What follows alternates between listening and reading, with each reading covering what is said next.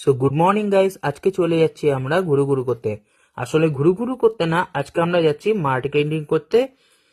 সবার জন্য সোয়েটার নিতে। তো তোমরা দেখতে পাচ্ছ তালপুকুরে আমরা গাড়ি রেখে, গাড়ি লক করে সাবধানে আমরা বেরিয়ে পড়লাম টিটাগড়ের উদ্দেশ্যে।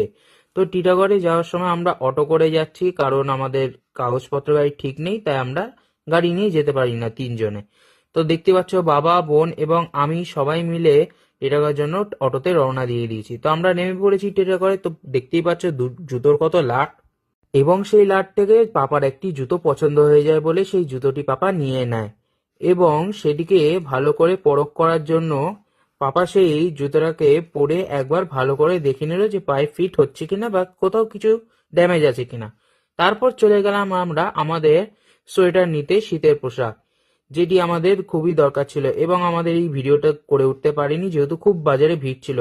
তারপর মায়ের জন্য এই এয়ার জর্ডানের এই একটা লুডি নিয়ে নিলাম, যেটি মায়ের খুব পছন্দ হয়েছিল। দেন আমার বোনের জন্য একটি জ্যাকেট কিনে নিলাম, যেটি আমার 700 টাকা কস্ট পড়েছিল।